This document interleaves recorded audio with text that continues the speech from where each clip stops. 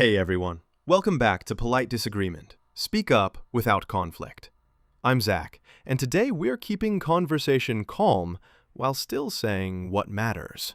And I'm Emily. If you're around B1 to B2, this is for you. Clear English, real stories, and tips you can use at work or with friends.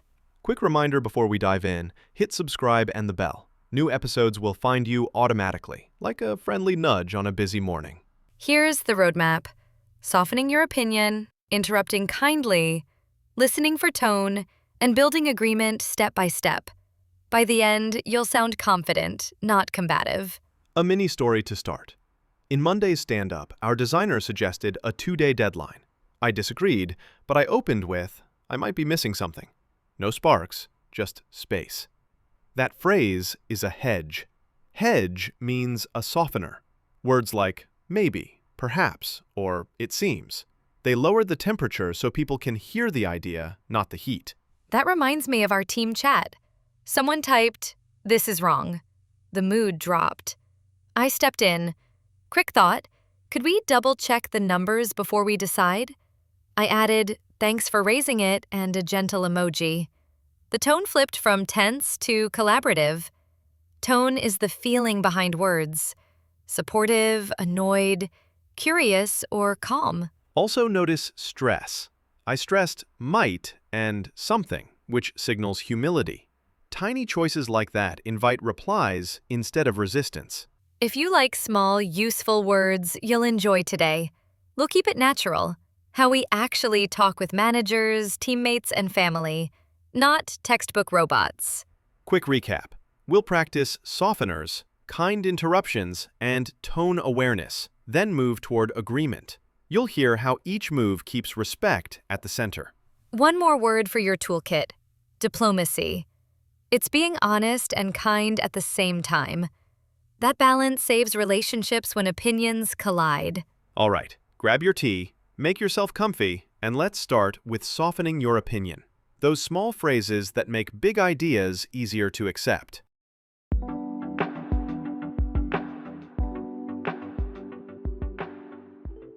All right, let's dig into softening your opinion. This is the part where you still say what you think, but you add cushions so it lands gently, not like a brick on a glass table. Softening words are called hedges. Hedge just means a gentle cover. Phrases like, "I might be wrong," "it seems," or "perhaps." They keep the door open for other views instead of slamming it shut. Quick story from last week. We were planning a product launch, and the timeline looked too tight. Instead of, "this won't work," I started with, "I might be off here, but the testing window seems short." Then I added, "Could we consider a midweek release?" That little hedge, plus a suggestion, changed the room. People leaned in. No one got defensive, and we actually found a safer date in 10 minutes. That reminds me of my family group chat. We were choosing travel dates, and one cousin was pushing for a holiday weekend. I typed, "I'm not 100% convinced. Traffic might be wild. I wonder if the following weekend could work." It worked. The hedge, "I'm not 100% convinced," lowered the pressure. And "I wonder if" invited options. We kept the vibe warm and still solved the problem. Here's a simple pattern I lean on. Acknowledge, hedge, concern, invite. So, I see the benefits. I might be missing something, but my concern is budget. Could we explore a lighter version? 4 steps, 1 calm message. 2 quick terms for your toolkit. Diplomatic means honest but kind.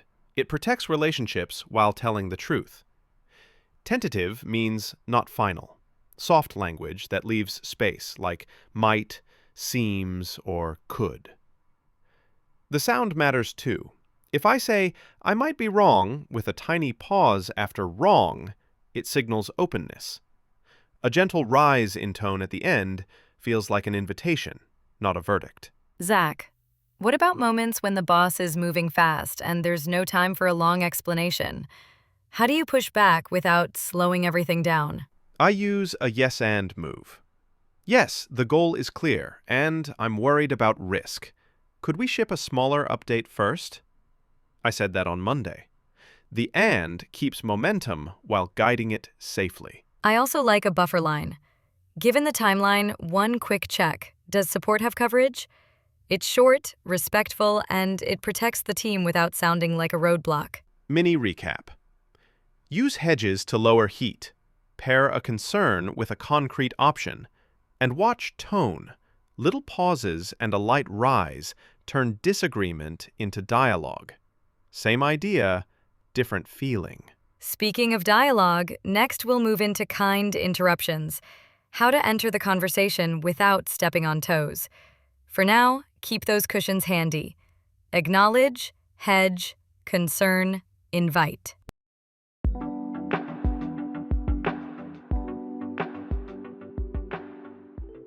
Okay, let's talk about kind interruptions. We're talking turn-taking, how to enter a conversation without stepping on toes. Timing matters. Catch the breath, the falling tone, the tiny pause, then slide in gently. Yesterday's video call had 10 people and a fast project manager. I watched her face. She finished a point, glanced at notes, exhaled. I raised a hand and said, "Jump again for a second. Timeline question." She nodded. One sentence, done, and we stayed on track. In a hybrid meeting, I lean forward and show one finger, one moment. I wait for the sentence to land. Voice drops, then, quick flag on testing. I keep it to 10 seconds and pass it back. If I see 2 people ready, I wave them in after me. Listen for cues. Cue just means signal. Back channels like or yeah mean the speaker still has the floor. Silence plus eye contact is different. That's a doorway. Step in softly, not with a verdict. If you mistime it, own it. I cut in mid-story and said, "Sorry, go ahead," then muted. When she finished, I summarized in one line and offered a short option. Repair first, then contribute. Remote adds lag. Latency is the small online delay. My move? Click hand raise, drop brief note, budget in chat. Wait. When called, 1 point, 1 breath, hand back. That rhythm keeps remote energy smooth. There's also stacking. 2 quick points, risk, then timing. That shape calms people because they know I'll finish soon. Structure is kindness when you interrupt. What about a fast talker who never stops for air? How do you enter without feeling rude? I use name, purpose, window. Maya, so we stay on track. 10 seconds from me? Finger raised, nod, crisp note, then, back to you. Respect plus clarity wins. Quick recap. Watch for a falling tone, a breath, or silence. Use visible cues. Label your turn. Keep it short. Give the floor back.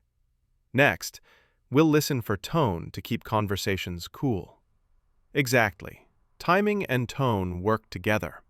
Get both right, and an interruption feels like support, not a collision.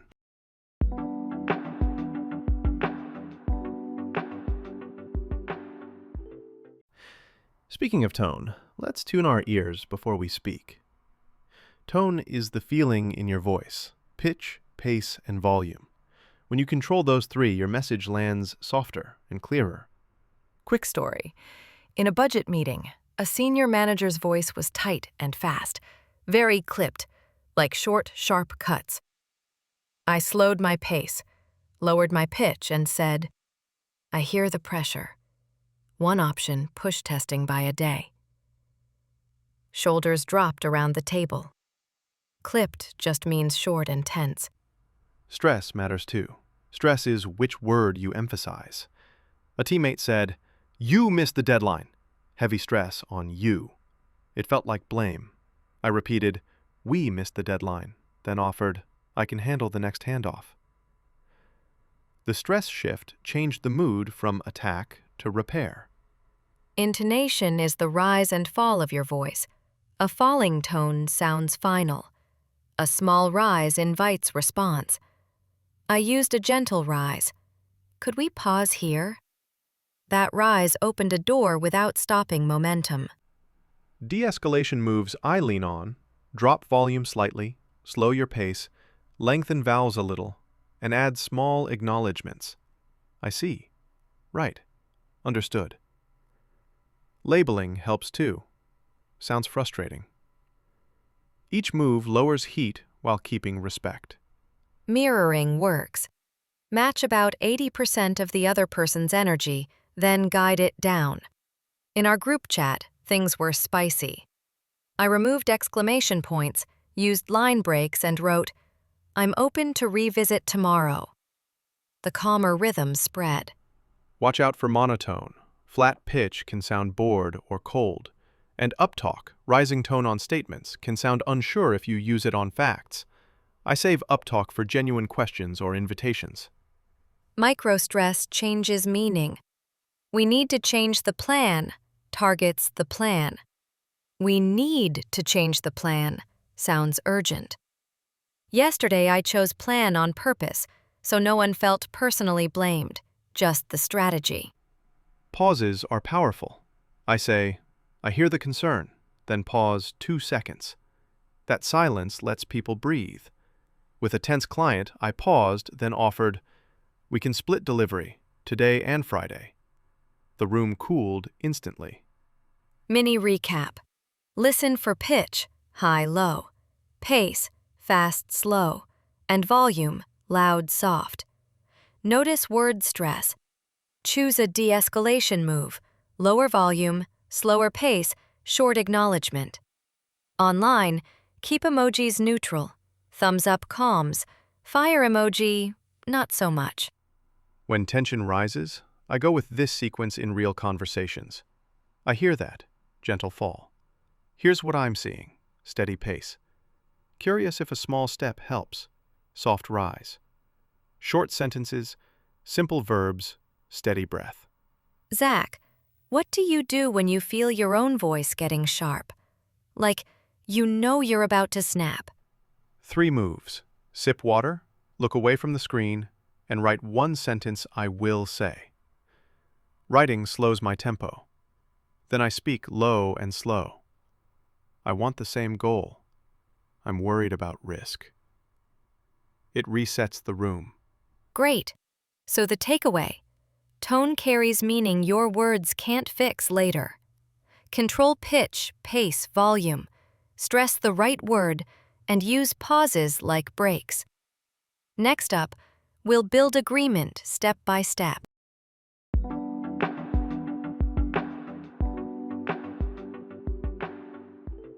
Now let's build agreement step by step.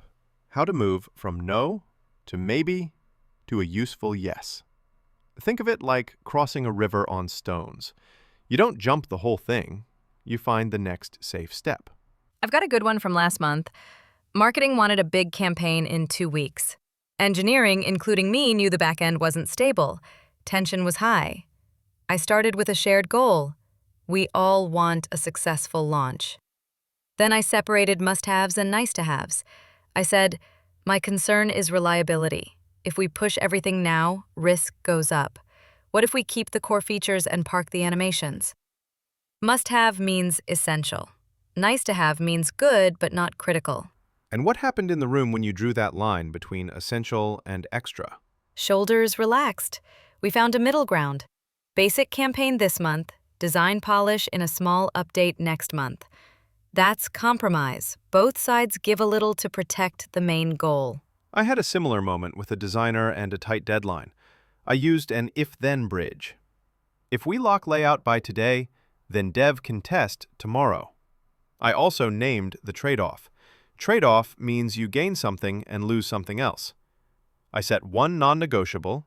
Non-negotiable means a boundary you won't cross, accessibility checks. Then I offered flexibility. We can push micro-animations to phase 2. Clear boundaries plus options made agreement simple. Here's the flow I keep in my head. 1. Align on the goal. 2. Name the constraint. 3. Offer 2 options. 4. Invite a swap. Swap just means exchange. We reduce scope here to add time there. It guides people toward a fair center. How do you do that in remote chats, when messages arrive at different times and everyone's half busy? I post a short summary at the top. Goal, on-time release. Constraint, server load. Options, a small pilot now, or B, full release next Friday. Then I add a check-in. Which works best for your team? A green check emoji kept the thread tidy. Notice the shape. Shared goal, honest concern, small bridge, and an invite. When we name the bridge, pilot, partial launch, phase 2, people feel progress, not defeat. That feeling keeps momentum alive. One more tiny phrase that helps me. I can bend on timing if we keep quality. Bend means be flexible. Saying what you can bend and what you must protect makes the path to yes very clear. Quick recap. Clarify the goal, name the constraint, propose options, signal your non-negotiables, and invite a swap. Step by step, dissent turns into a workable plan. Next, we'll bring a few real meeting stories together from start to finish.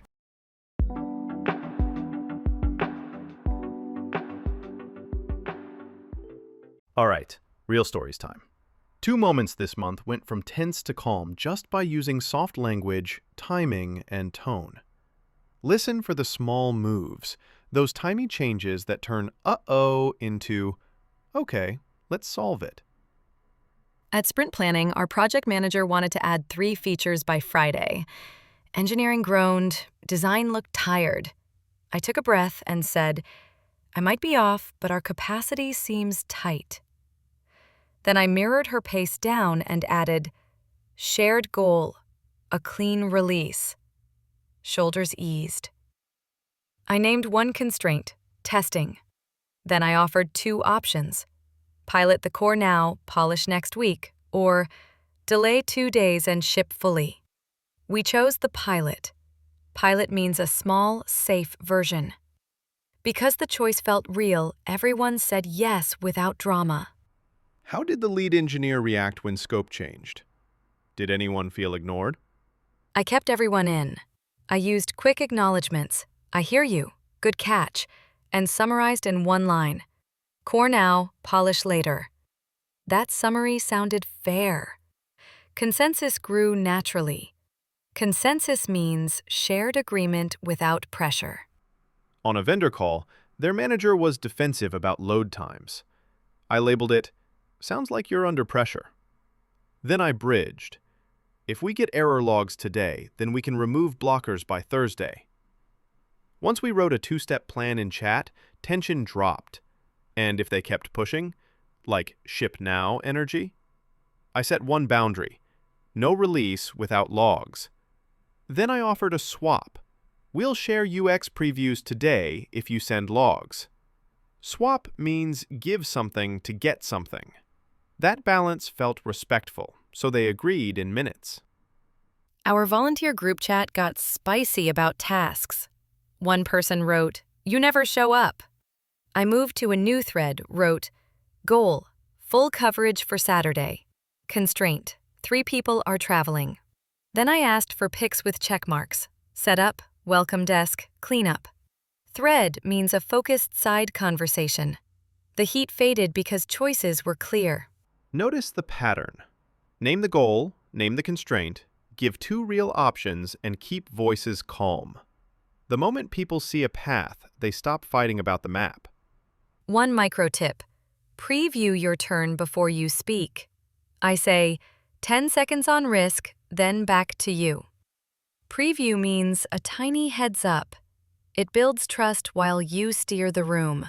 Quick recap of the moves we used. Hedges, kind timing, tone control, clear options, and a small but firm boundary. Together, those moves pull conversations towards solutions. In the outro, we'll wrap it all into a short practice plan for your week.